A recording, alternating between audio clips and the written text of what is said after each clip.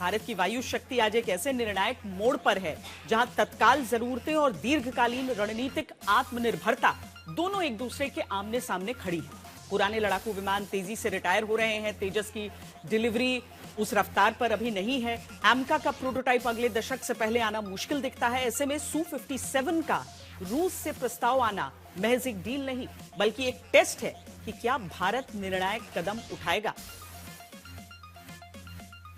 Are you planning to sell F-35s to Saudi Arabia? Yeah. And also, are you looking at doing a similar security agreement like you did with? Yeah, no, I am planning on doing that. Yeah. You're going to They sell want to buy. F-35s? You've been a great ally. I will say that we will be doing that. We'll be selling F-35s. Yeah. Donald Trump के लिए F-35 America का सबसे आधुनिक लड़ाकू विमान नहीं बल्कि उनके देश की प्रतिष्ठा है। इसीलिए अमेरिका की तरफ से किसी देश को इसके ऑफर का मतलब बहुत मायने रखता है। इसके बावजूद भारत ने डोनाल्ड ट्रंप के इस ऑफर का अब तक कोई जवाब नहीं दिया। Starting this year, we'll be increasing military sales to India by many billions of dollars. We're also paving the way to ultimately provide India with the F-35 stealth fighters. 50% tariff लगाकर भी Donald Trump Bharat को अब तक झुका नहीं पाए। अमेरिकी दबाव के बावजूद भारत ने न तो रूस से रिश्ते तोड़े और न ही रूस से हथियार लेना बंद किया।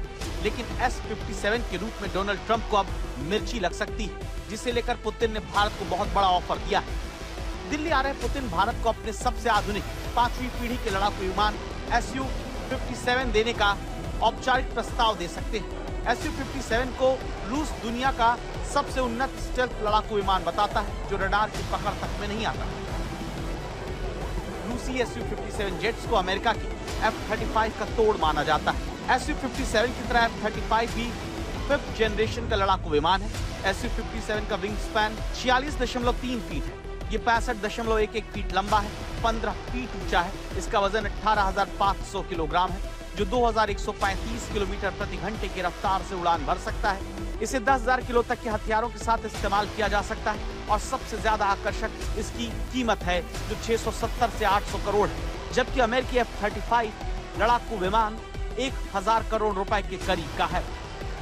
लेकिन बात सिर्फ पैसे की नहीं, बात रूस की तरफ से दिए जा रहे उस ऑफर की है, जिसे लेकर दावा है कि वो भारत में Su-57 बनाने को भी तैयार है।